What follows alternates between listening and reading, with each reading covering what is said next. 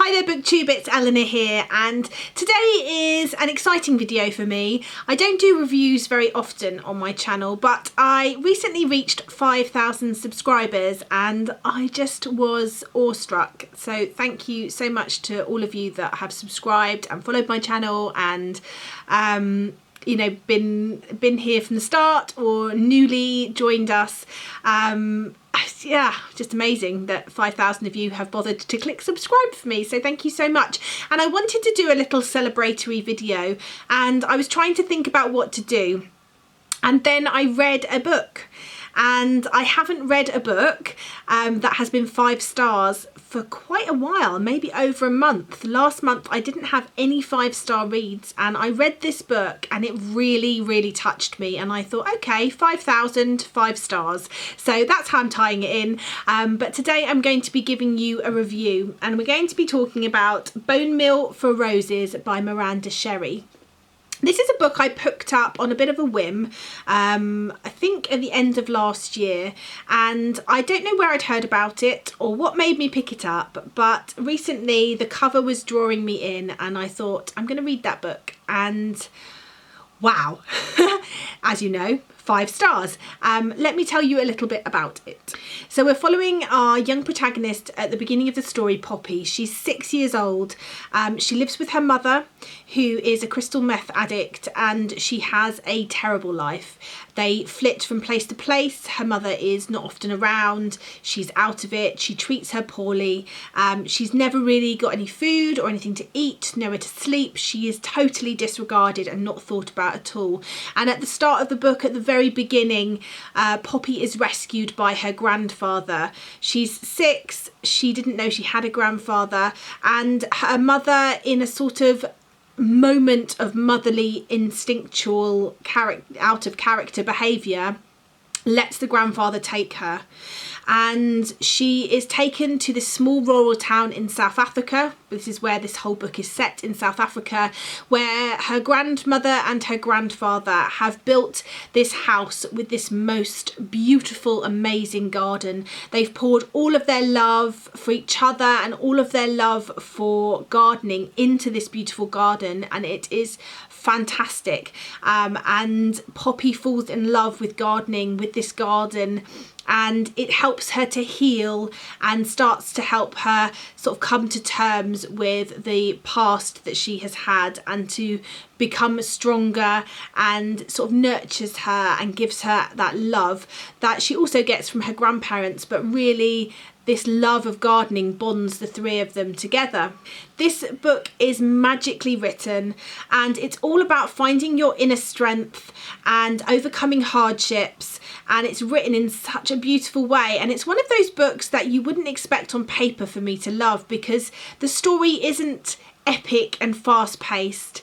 It's slow and beautiful and unravels and blooms like a rose. It is magical to follow Poppy. She's 6 at the start, and we follow her probably till she's around 18 at the end of the story, and it's just a joy. It was a really wonderful book. So later on in the book, Poppy, or Sam as we then know her because she changes her name, because of her fear of her past coming back to haunt her, she makes some heart-wrenching decisions which really change and have the potential to change her life. And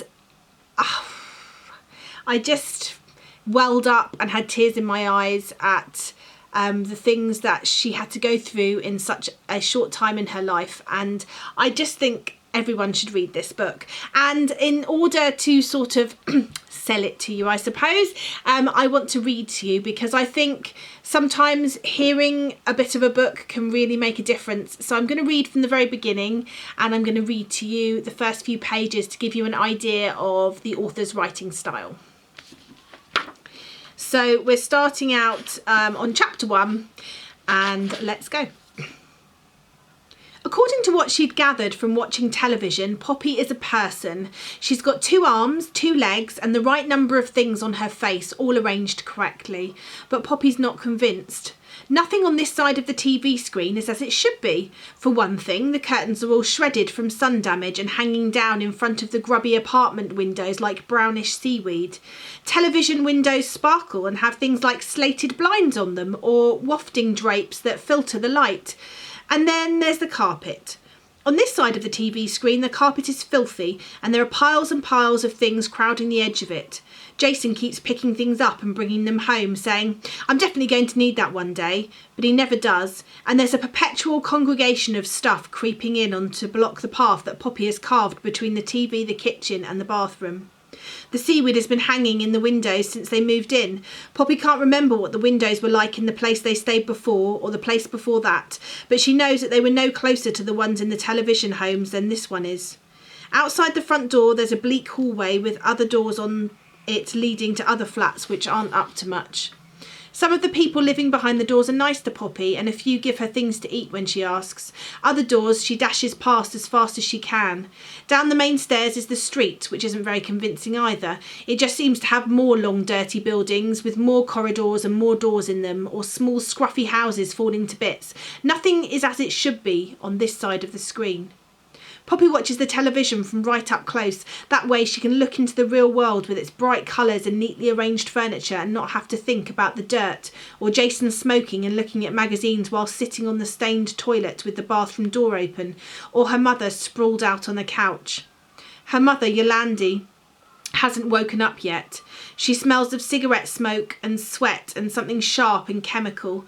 Poppy doesn't need to turn around to know that her mother's mouth is slack and her bad teeth are showing between her chapped lips with the sores on the corner.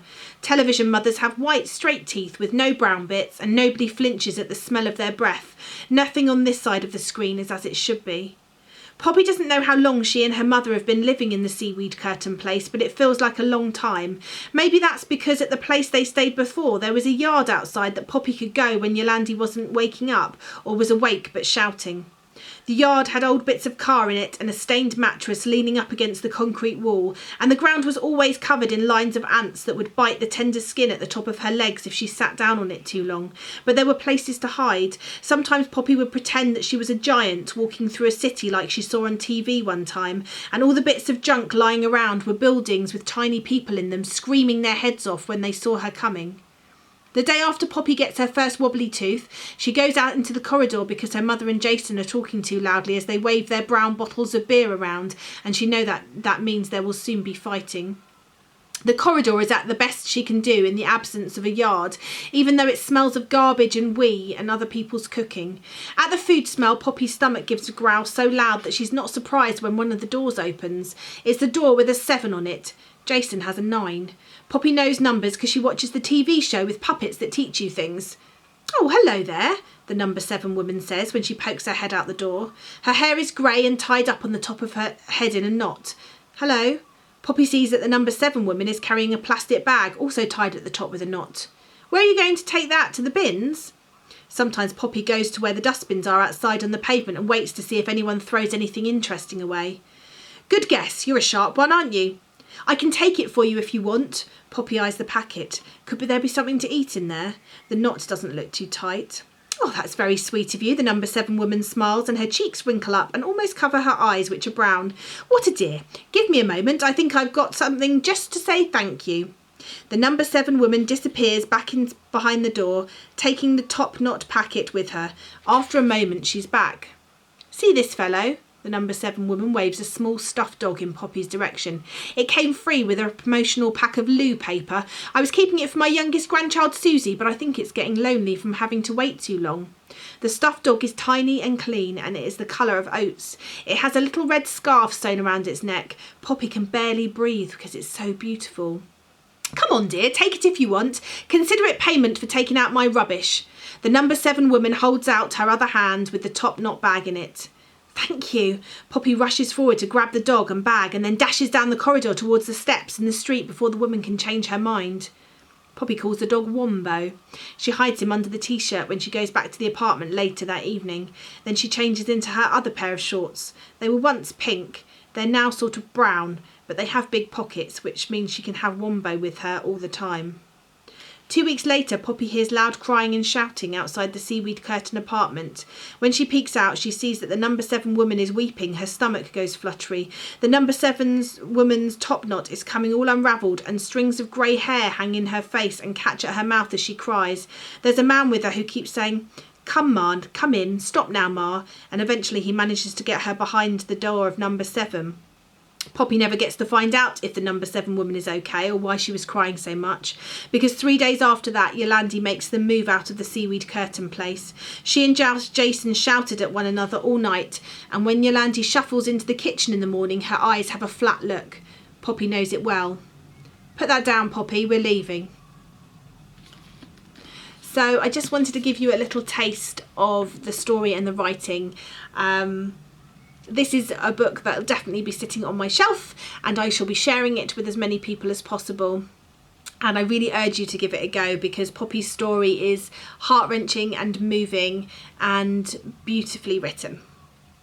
So anyway, that is my review of Bone Meal for Roses by Miranda Sherry, and I hope you've enjoyed it. I hope it's given you a little bit of an idea about the book and about why I enjoyed it, and go out and read it.